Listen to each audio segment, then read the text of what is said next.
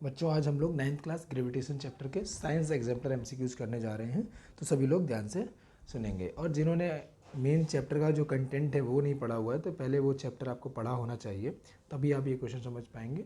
तो make sure that you have completed your chapter from the NCERT book. Okay, so पहला question है, कहा गया है two object of different masses falling freely near the surface of moon would. दो object हैं, अलग अलग मास के हैं और वो मून के सरफेस पर गिर रहे हैं। ठीक है, तो देखिए सर, मान लीजिए ये मून हुआ, ये एक छोटा ऑब्जेक्ट है, ठीक है, छोटा ऑब्जेक्ट है, और ये थोड़ा सा बड़ा ऑब्जेक्ट है।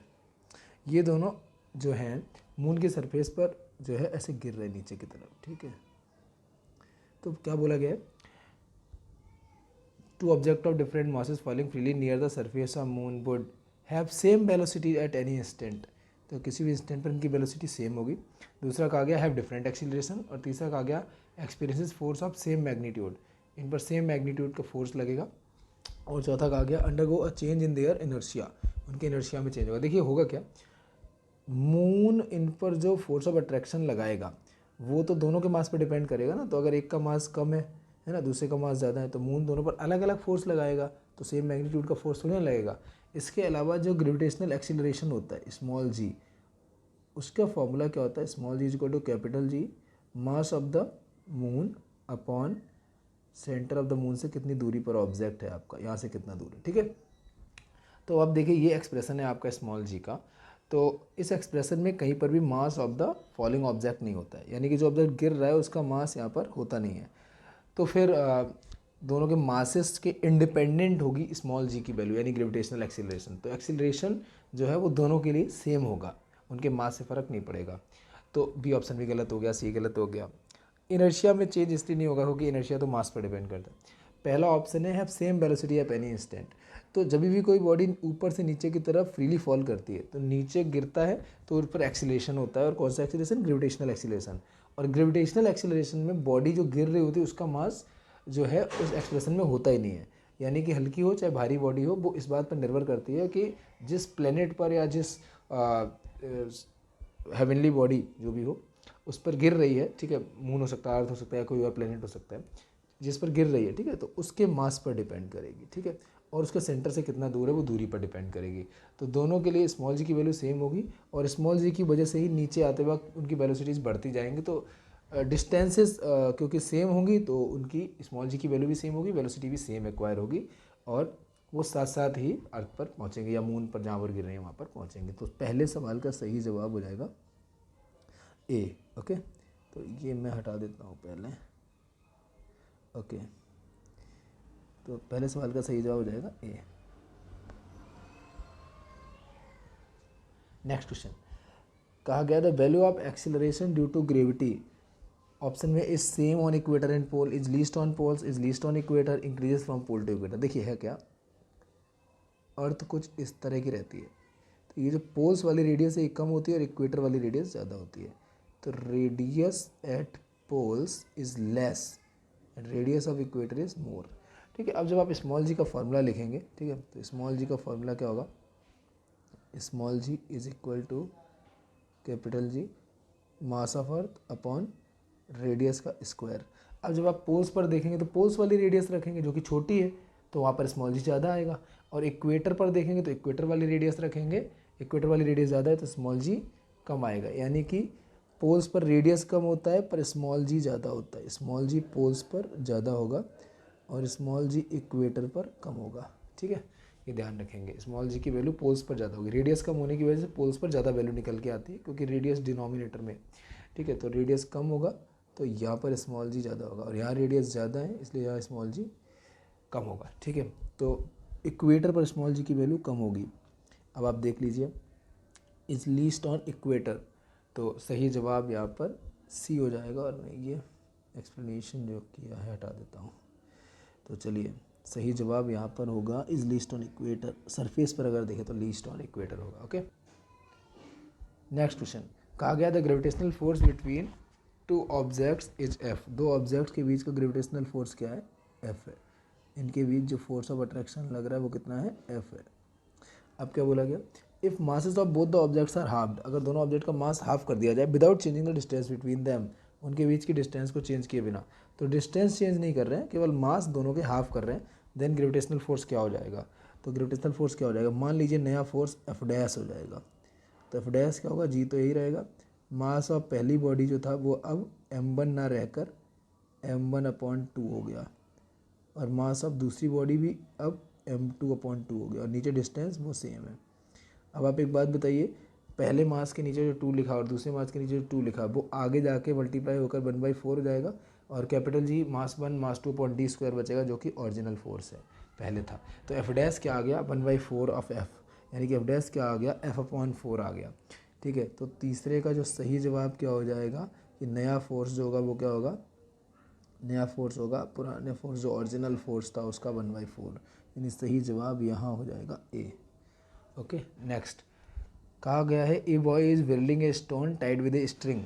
एक लड़का क्या कर रहा है, एक डोरी से एक पत्थर को बांध के घुमा रहा है इन ए हॉरिजॉन्टल सर्कुलर पाथ। ठीक है, जैसे यहाँ पर ये लड़का खड़ा हुआ है और ये अपने हाथ में एक ऐसे धागा पकड़े हुए है जिससे यहाँ पत्थर बंधा हुआ है। ठीक है, और ये ऐसे चक्कर लगा रहा है, इससे ऐसे घुमा रहा है। ठीक है, अपने एक हाथ में इस तरीके से इसने क्या किया हुआ है, ये पकड़ रखा है, पत्थर है जो कि डोरी से बंधा हुआ है। ठीक है, जहाँ पे डोरी क्या है, मैं रेड कलर से डोरी दिखाता हूँ आपको, ये डोरी है। ठीक है, और ग्रीन कलर से पत्थर दिखाता हूँ, ये पत्थर है। ठीक है, तो अभी ये इसको घुमा रहा है।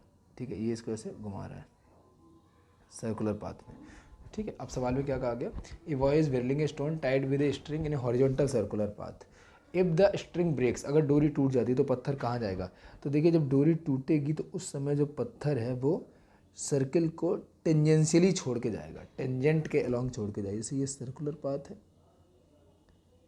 ठीक है, ये आपका सर्कुलर पाथ है, इसमें पत्थर घूम रहा है। ठीक है, अभी इस पर टेंजेंट बनाते हुए टेंजेंट के अलॉन्ग ये इसको छोड़ के जाएगा। ठीक है, टेंजेंट क्या होता है, जो एक पॉइंट पे टच कर रही हो सर्किल को, वो लाइन टेंजेंट कहलाती है। तो टेंजेंट के अलॉन्ग ये लीव कर जाएगा। अच्छा, ऑप्शन देख लेते हैं। The stone will continue to move in circular path, ये गलत बात है। जब ये रेड वाली डोरी यहाँ से टूट जाएगी, यहाँ रेड वाली डोरी ये जो है, ये जब टूट जाएगी तो पत्थर फिर सर्कुलर पाथ में नहीं घूमेगा, वो पाथ को छोड़कर टेंजेंशियली जाएगा। ठीक है, कहा गया will move along a straight line towards the centre of circular path, कहा गया कि इस तरफ आएगा, ऐसा भी नहीं होगा। कहा गया कि इस तरफ आएगा। ठीक है, ऐसा नहीं होगा। ठीक है, ऐसा नहीं होगा। ओके, फिर तीसरा ऑप्शन है will move along a straight line tangential to the circular path. ठीक है, टेंजेंट के अलोंग ये लीव करके जाएगी, ठीक बात है। चौथा ऑप्शन पढ़ते हैं will move along a straight line perpendicular to the circular path away from boy. ठीक है, तो लड़के से दूर परपेंडिकुलर डायरेक्शन में जाएगी, ये भी गलत है, तो ये ठीक है। सही जवाब जो मैंने आपको बताया वो क्या है, टेंजेंट के अलोंग जाएगी। ओके, तो सही जवाब यहाँ पर कौन सा ऑप्शन था, सी वाला। ओके, चलिए आगे बढ़ते हैं। Next question, an object is put 1 by 1 in 3 liquids having different densities. The object float with 1 by 9, 2 by 11 and 3 by 7 part of their volume outside the liquid surface in liquids having densities d1, d2, d3 respectively. तो देखिए है क्या, 3 अलग अलग liquid लिए गए हैं,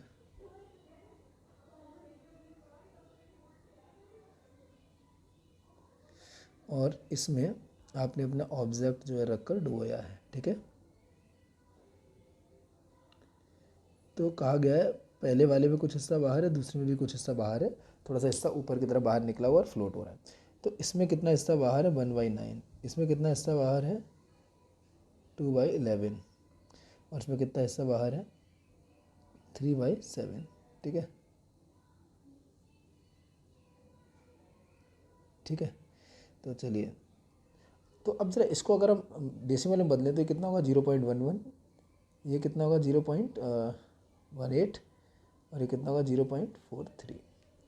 अब आपको पता होगा कि जब हम किसी ऑब्जेक्ट को किसी लिक्विड में डुबोते हैं तो वो लिक्विड जितना ज़्यादा डेंसिटी वाला होता है उतना ही ज़्यादा अपथ्रस्ट लगाता है, और जितना ज़्यादा अपथ्रस्ट लगेगा उतना ही ऑब्जेक्ट ऊपर की तरफ फ्लोट करने की टेंडेंसी रहेगी। तो यहाँ सबसे ज़्यादा किस में बाहर फ्लोट कर रहा है, तो इसमें 0.11 हिस्सा फ्लोट कर रहा है, दूसरे वाले में 0.18 और तीसरे वाले में 0.43। तो सबसे ज़्यादा ऊपर की तरफ फ्लोट किस में हो रहा है, थर्ड लिक्विड में। तो जिसमें सबसे ज़्यादा ऊपर की तरफ फ्लोट हो रहा है उसमें उतनी ही ज़्यादा डेंसिटी होगी। तो पहले लिक्विड से ज़्यादा डेंसिटी दूसरे की, दूसरे से ज़्यादा तीसरे की। तो सही ऑर्डर क्या हो जाएगा, डेंसिटीज ऑफ द लिक्विड का क्या ऑर्डर हो जाएगा, आप जरा देखिए, ऑप्शन चेक करिए। तो सही जवाब क्या हो जाएगा, D1 से ज़्यादा D2, D2 से ज़्यादा D3, तो सही जवाब हो जाएगा डी। ओके, तो सही जवाब यहाँ पर हो जाएगा डी वाला। चलिए, आई होप आपको समझ आ गया होगा। अब आगे बढ़ते हैं। ओके, कहा गया 6, in the relation F equal to G capital M small m upon d square the quantity G capital G depends on the value of small g। लिखा है is use only when the earth is one of the two masses. फिर लिखा is greatest at the surface of earth. फिर लिखा is universal constant of nature. तो सही जवाब हो जाएगा डी, क्योंकि ये यूनिवर्सल कांस्टेंट होता है पूरे यूनिवर्स में, सब जगह सेम है, किन्हीं भी दो बॉडीज़ के लिए किसी भी प्लेस पर। 7th है, कहा गया है law of gravitation gives the gravitational force between. Law of gravitation किन किन के बीच का ग्रेविटेशनल फोर्स बताता है। लिखा हुआ है earth and point mass only, फिर लिखा अर्थ एंड सन ओनली, फिर लिखा any two bodies having some mass, फिर लिखा टू चार्ज बॉडी। तो सही जवाब यहाँ पर होगा सी, कोई भी दो बॉडीज जिनका कुछ मास होगा उनके लिए ये लॉ लगेगा, मैसिव बॉडीज़ के लिए। तो और वैसे भी मैटर की बनी बॉडीज़ होंगी तो मास तो होगा ही, ठीक है, जीरो मास तो हो नहीं सकता किसी भी मैसिव बॉडी में, ठीक है। तो दो बॉडीज जिनमें कुछ भी मास हो उनके बीच लगने वाला फोर्स ऑफ ग्रेविटेशन इस फॉर्मूले से निकलता है, F equal to G mass 1 mass 2 upon distance square से। नेक्स्ट सवाल, कहा गया the value of quantity capital G in the law of gravitation depends on the mass of earth only, depend on the radius of earth, depend on both the mass and radius of earth, is independent of mass and radius of earth. तो जो capital G की value है वो किसी पर dependent नहीं करती, वो एक कांस्टेंट है। तो सही जवाब यहाँ पर हो जाएगा डी, कैपिटल जी की वैल्यू किसी पर डिपेंड नहीं करती है, क्योंकि अगर किसी पर डिपेंड करती है तो उसके चेंज होने से चेंज होती है, बट ये चेंज नहीं होती, ये यूनिवर्सल कांस्टेंट है, ठीक है। नेक्स्ट कहा गया है two particles are placed at some distance, ठीक है, रख लेते हैं, ठीक है।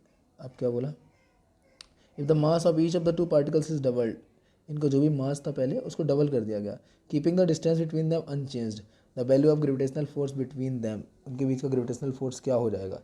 देखो भैया, अगर पहले फोर्स F था जी m1 m2 अपॉन उनके बीच की दूरी का स्क्वायर ना, अब हमने क्या किया, उनके बीच की दूरी पे तो कुछ बदलाव किया नहीं, मास 1 को डबल कर दिया, मास 2 को डबल कर दिया, तो ये भी 2 टाइम्स हो गया, ये भी 2 टाइम्स हो गया, तो 2 2 ज़ार 4 आ जाएगा। तो एफ डैश क्या हो जाएगा, 4 times the original force, 4 times हो जाएगा, ठीक है। सही जवाब क्या हो जाएगा, 4 टाइम्स हो जाएगा, ओके। तो यहाँ टिक कर देंगे हम बी को। नेक्स्ट सवाल, कहा गया the atmosphere is held to earth by gravity wind clouds earth magnetic field. तो सही जवाब है ए, अर्थ की जो ग्रेविटी है वो अट्रैक्ट करके रखती है चीज़ों को अपनी तरफ, तो एटमॉस्फियर को भी ग्रेविटी ही अट्रैक्ट करके रखे है।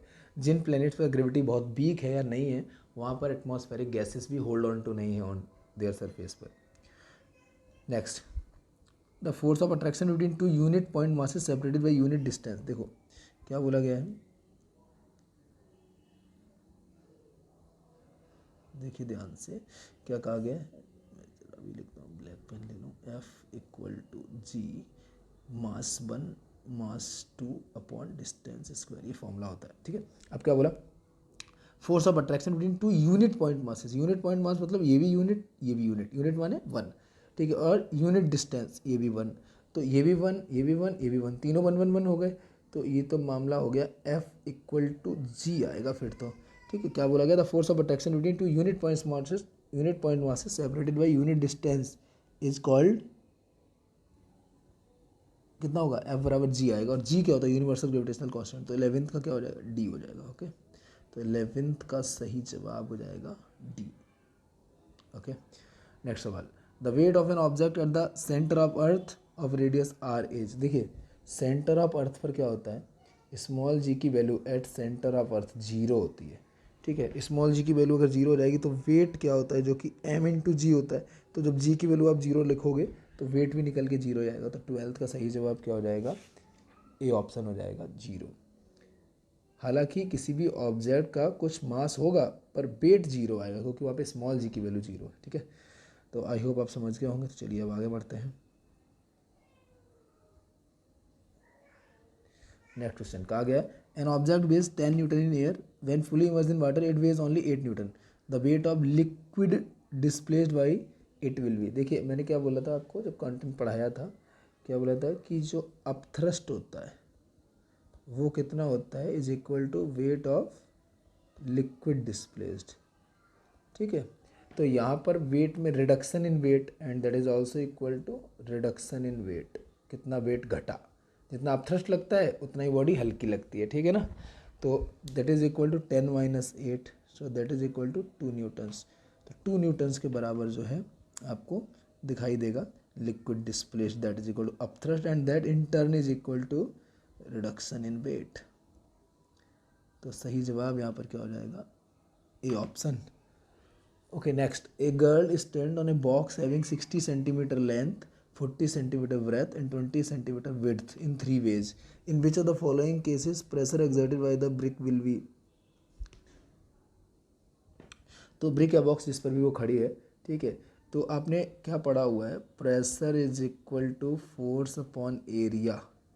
तो जब वो बॉक्स के ऊपर खड़ी होगी, जब वो बॉक्स के ऊपर खड़ी होगी तो डेफिनेटली उसका जो वेट है वो नीचे की तरफ लगेगा और बॉक्स का भी वेट नीचे की तरफ लगेगा।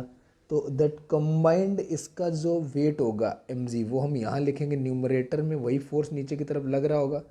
और एरिया क्या होगा, ये जो बॉक्स है इसकी तली का एरिया लिया जाएगा जो कि पृथ्वी के साथ कांटेक्ट में होगा उस टाइम, ठीक है। तो जब ज़्यादा वाला एरिया नीचे होगा तो एरिया ज़्यादा होगा तो प्रेशर कम लगता है, और एरिया छोटा वाला अगर हम नीचे रखेंगे उसके ऊपर खड़े होंगे तो एरिया कम होगा तो प्रेशर ज़्यादा लगेगा, ठीक है। तो इस तरह का कॉन्सेप्ट हम लोगों ने पढ़ा था। क्या बोला गया आगे, in which of the following cases pressure exerted by brick will B.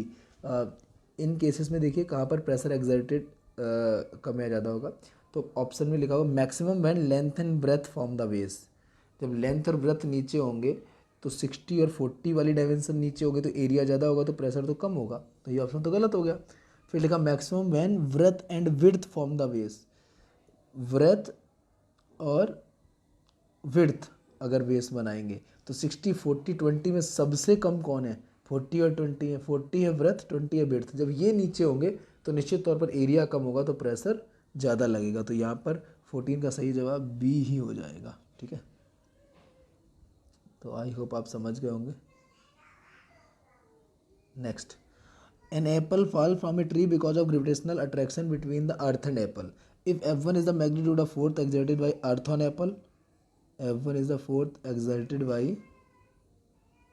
earth on apple. F1 क्या है, force exerted by earth on apple. And F2 is the magnitude of force exerted by apple on earth.